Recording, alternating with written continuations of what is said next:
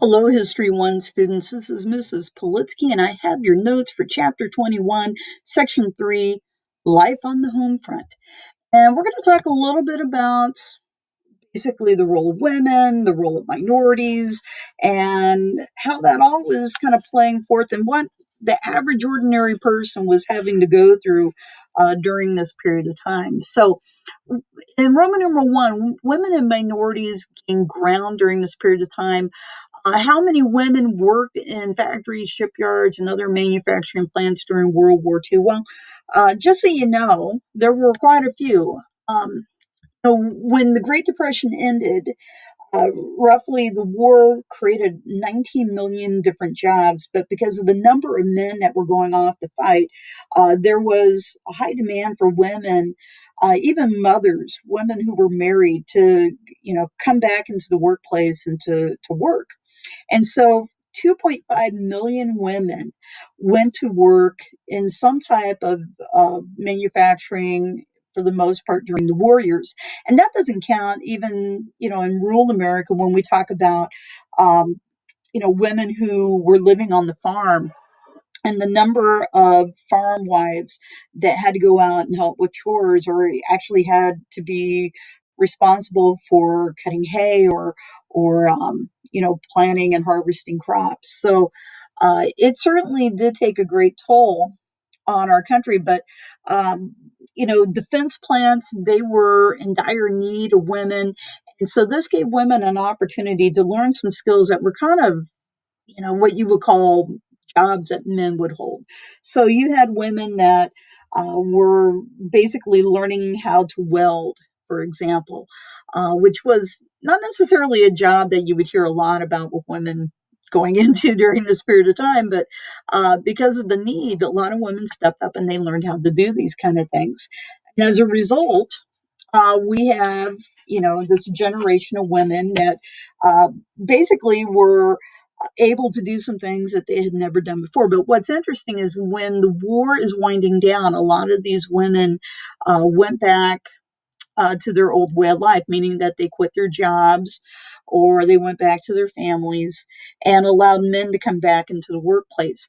That's going to change as we go into the later half of the 20th century, when you're going to start seeing more women really wanting to work outside of the home.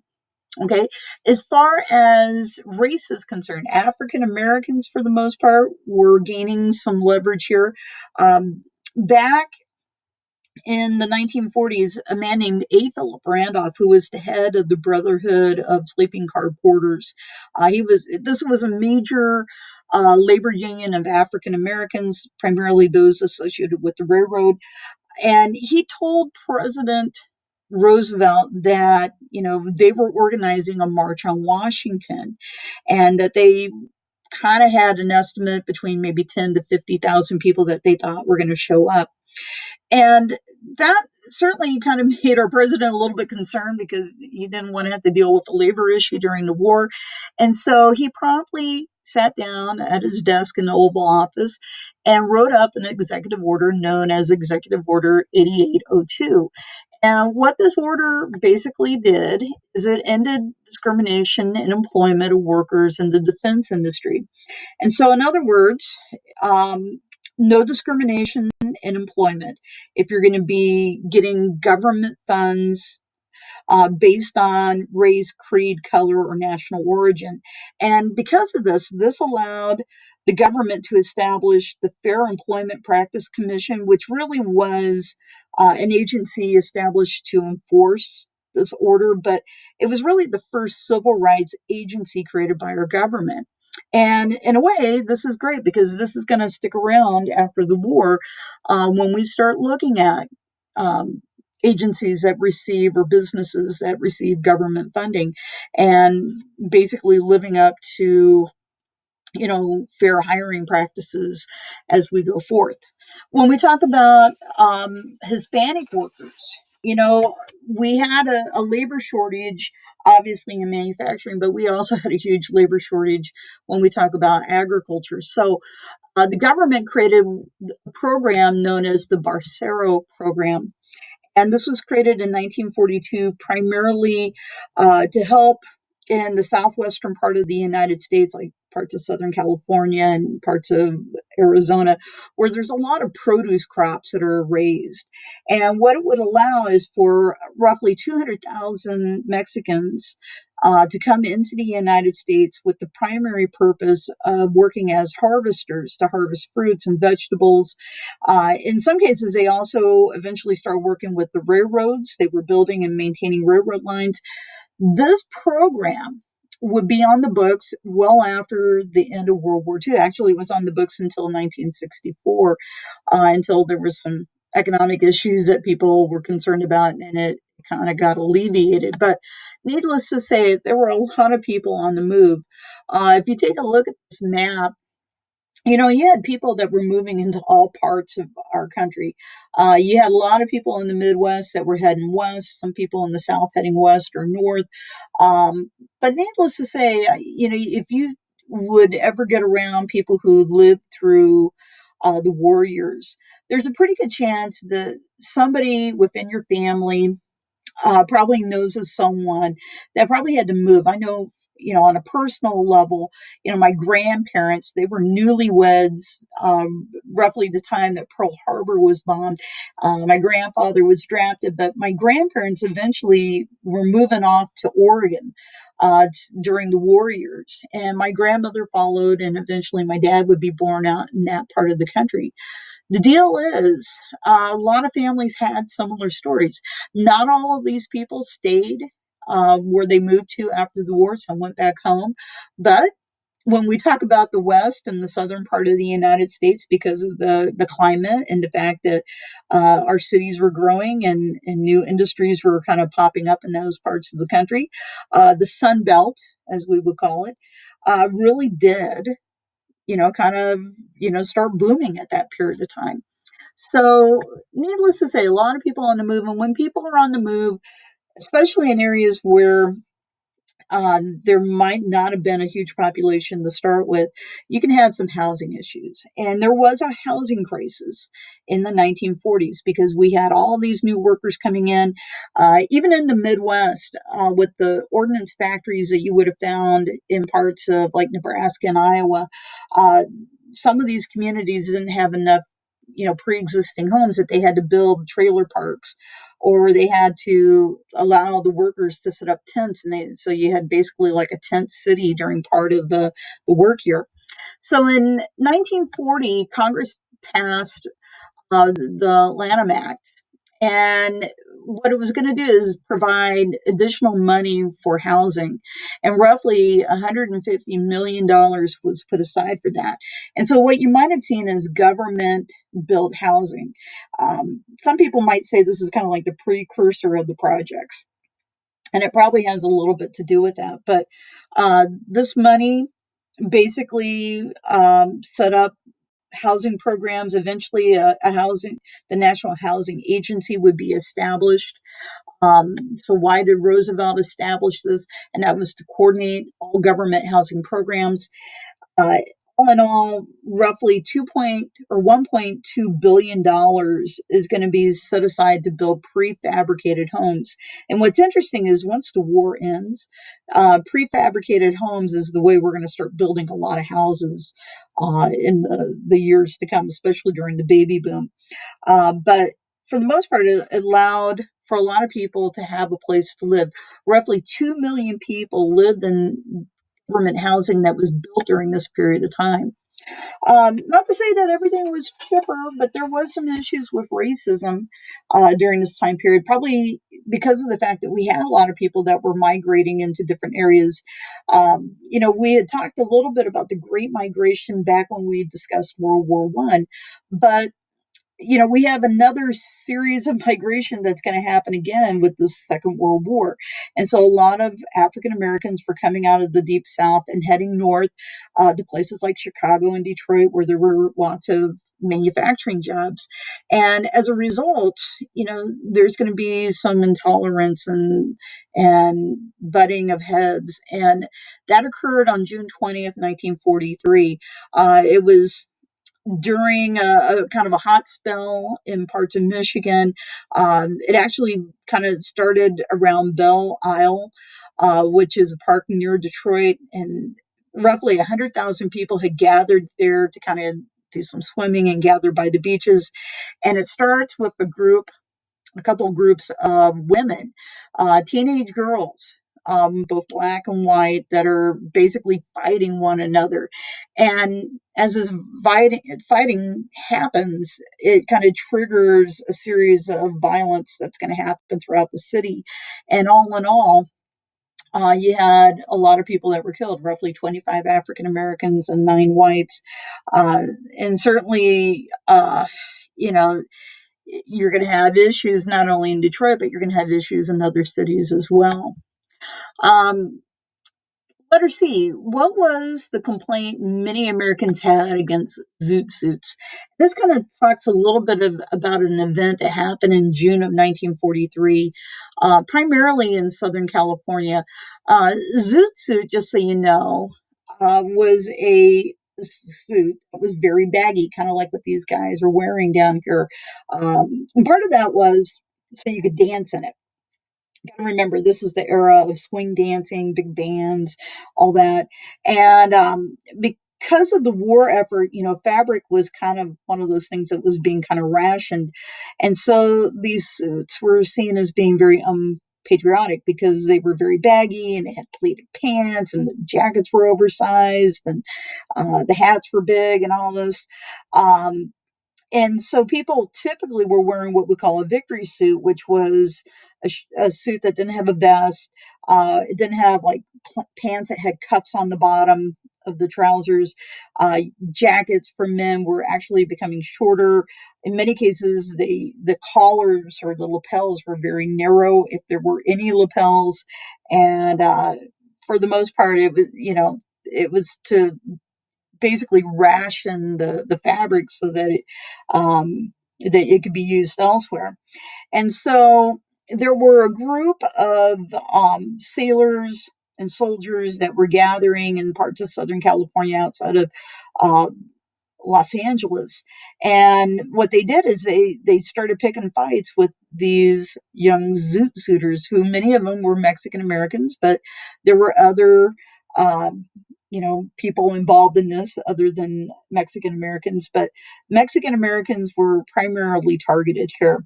And so some of these sailors and soldiers went in and they started attacking the neighborhoods of East Los Angeles where a lot of Mexican Americans live. And what's sad is that the police did not intervene. And it went on for days. For the most part, it did not keep Hispanics from not joining the military. We had a lot of Hispanic men who joined the service, and many of them fought very gallantly. But certainly, this was an unnecessary event that has gone down in history. And speaking of other unnecessary events, we've got to talk about the Japanese American relocation. Right after the attack on Pearl Harbor, angry mobs basically started attacking Japanese Americans on the West Coast. So if you were talking like cities like San Francisco or up the coast towards Portland, Oregon, or Seattle, Washington, it was not uncommon to hear about harassment that was going on. Along with that, banks were refusing to cash the checks of Japanese Americans, and grocers were going to sell Japanese American food. And needless to say, newspapers were printing all sorts of rumors about Japanese Americans being spies and such. And so this caused a lot of politicians in California, Oregon, and Washington to kind of overreact. And what they call upon is for the removal of Japanese people from the West Coast. What's going to happen is that the president is actually going to write up an executive order, and it was known as Executive Order 9066. And FDR signed this in February of 1942, and it allowed the Department of War to declare any part of the U.S. Militarized zone, and so they could remove people from that. So, why did many people demand people that all people of Japanese ancestry to be removed from the West Coast because they did not believe that Japanese Americans could remain loyal to the U.S., which is unfortunate because when the war ends, we don't find really any evidence of espionage or terrorism that's coming from the Japanese American population. What we do find is, yes, the Japanese military, they occasionally are going to do some kind of attacks. They use weather balloons that had incendiary devices on them. And yes, some of those hit here in the stateside, but a lot of that was um, basically classified information until well after the war. There were Japanese subs that were patrolling the West Coast, and occasionally there would be stories about that would hit the newspaper. But for the most part, things were pretty mild. What we did have is a situation where Fred Korematsu, who was a Japanese American, he was concerned that his rights were being basically taken away, and so he sues the U.S. government in a case known as Korematsu versus the U.S. And this is a case that went all the way to the U.S. Supreme Court. And basically, he argued that his rights had been violated and basically took his case to court. And the Supreme Court basically said that this relocation was constitutional because it was not based on race, but it was because of you know, military urgency. Today, we'd probably use terms like national security and such. But needless to say, it certainly was kind of a sad deal. When you talk about people being, moved and such, there were roughly 10 camps that were established.